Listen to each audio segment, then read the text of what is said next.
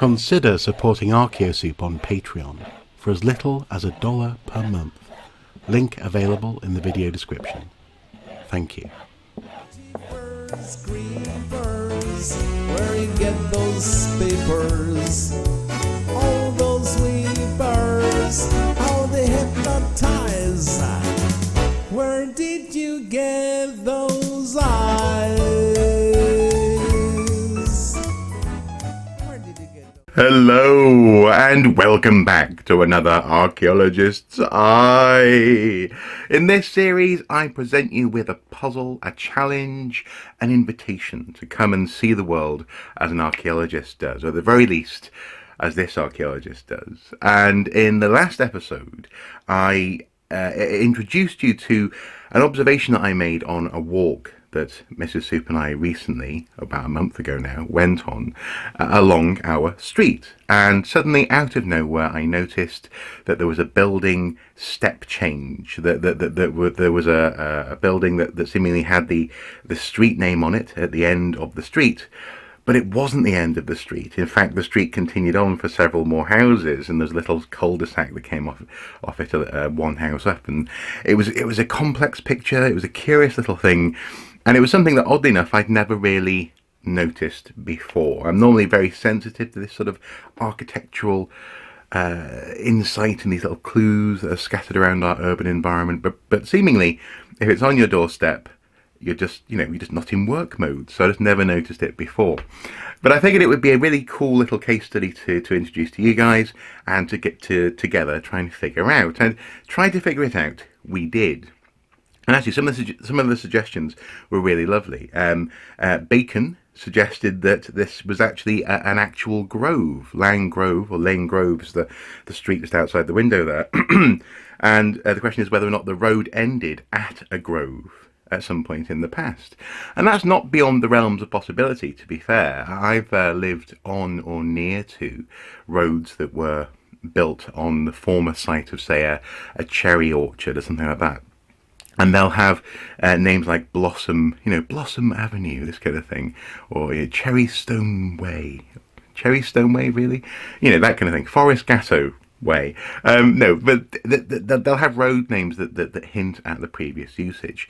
And actually, apple groves are often built over, or have been built over in the post-war era. So that was a very good suggestion, but it wasn't correct. Did a side street used to run through the gap, was suggested by Joe. In this instance, no, although, as I say, a little cul-de-sac was built one house along from the place where we took the photo. So you can sort of see why that might be thought that maybe that street was sort of shifted and a cul-de-sac was made out of it. It's good thinking, because there was a gap between the house in question and the next house along. Helen Coates suggested that it might have been an old field boundary. And actually, no, but there were field boundaries around here, and we'll come to that in just a moment. Helen Smith, pondering if stuff has moved. Has the old road been extended, or a small road or named path has been infilled and gone out of use? I often see missing houses in terraces where I live from wartime bomb damage. And in this instance, it wasn't bomb damage. We know that for sure. I now know that for sure, but I also suspected it strongly because these houses were built, or were in place just before the war. But the houses in question beyond these houses were there were no smatterings of older and newer houses. There was definitely a change in house type, as opposed to old, new, old kind of thing, as you might expect if a house in between two other houses had been blown up through bomb damage.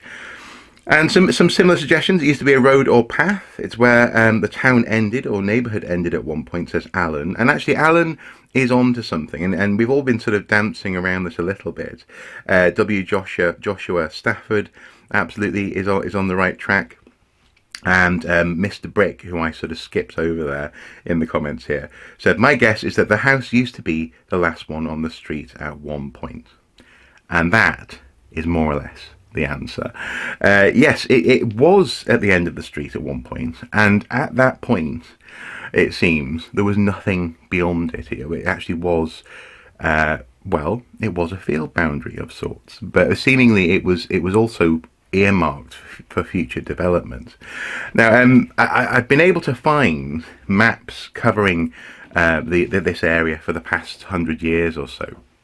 And I was waiting on one particular map to arrive in the post, a physical map that a local viewer said that they had sent my way, but it never arrived, unfortunately. So I was waiting on that for the past week or so, but it just didn't quite happen. And thankfully it was a photocopy, it wasn't the original map, so it wasn't fully lost.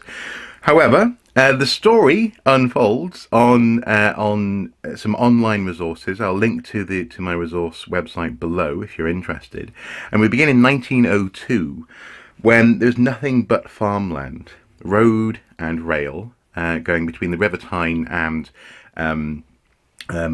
coal mines to the north of the river, and also linked with other industries as well, and also of course east and west, so heading to the coast and back towards Newcastle along the River Tyne. So 1902, nothing but farmland. Then we come to 1912, 1913, and we can see that there's a football ground, brickworks and related infrastructure south of the railway line, which would eventually become the metro line, which is just south of, well, behind the camera that way, as far as I'm concerned. And that railway line, we live north of that railway line, but our street was in a field system on land likely belonging to Low Willington Farm. And it's interesting because what we then start to see is the area around Low Willington Farm be infilled with residential housing. There's a revised 1938 map published in 1945, and the beginnings of the estate that we live on are evident. Our street, and crucially the end of the street where we live, can still be seen in that street sign today, are clearly marked on the map, and we see some other street lines sort of dotted out. And at the time, in 1945, this was a way of marking out either places where there had been damage or where streets were being constructed and being earmarked for post-war housing. And in this instance, I'm fairly certain this wasn't bomb damage around here. There's just no sign of bomb damage, and the bomb damage records that I've been able to look at don't indicate that bombs were dropped here. They tended to be dropped a little bit closer to the river if they were dropped. So Willington Quays might have been hit once or twice. Willington Quays being, of course, the spot directly next to the river south of us. But this spot here, it wasn't bomb damage.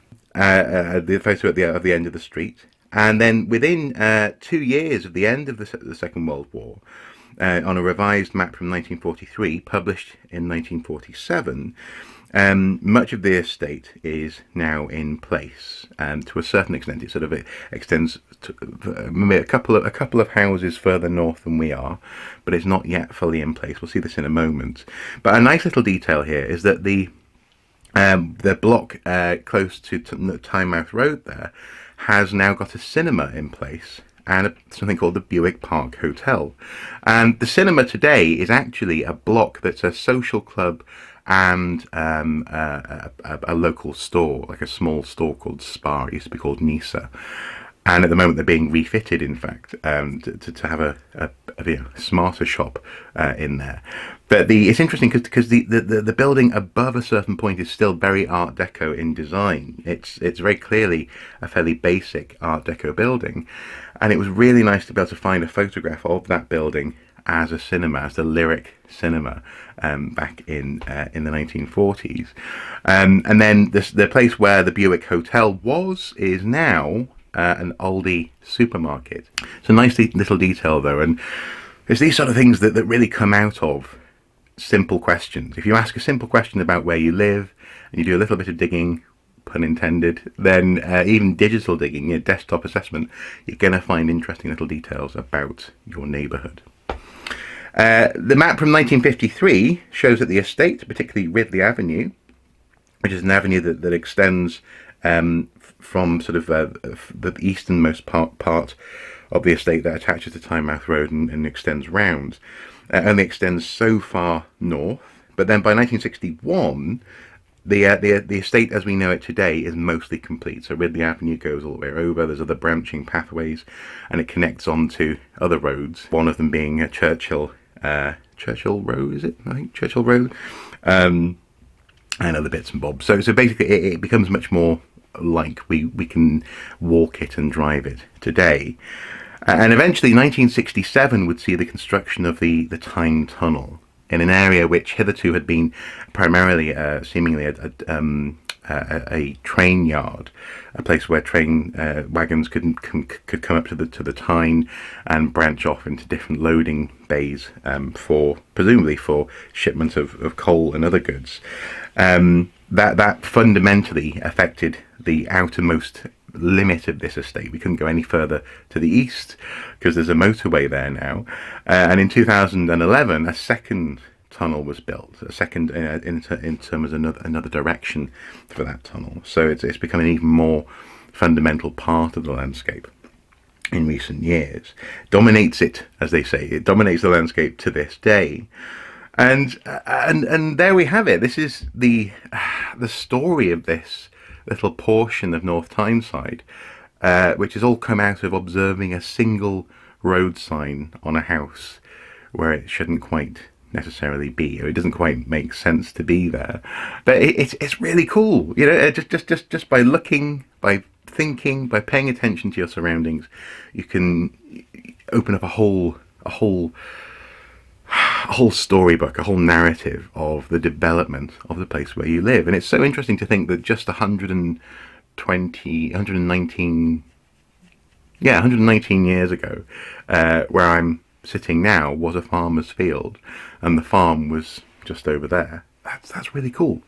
So there you have it. Archaeologist I! And in this instance, an observation that absolutely caught me off guard. But I think that's okay. I think it's not familiarity breeds contempt. I don't really like that phrase necessarily. But, you're at home, you haven't got your work head on all the time. So it just took a few years for me to notice the oddity of the Laing Grove sign. Hopefully you've enjoyed this, and also the answer to this particular puzzle. I've enjoyed with doing a bit of research around it and learning a bit more about my surroundings. And I look forward to the next one. Thank you for watching, guys. As ever, until next time, do take care. Bye-bye.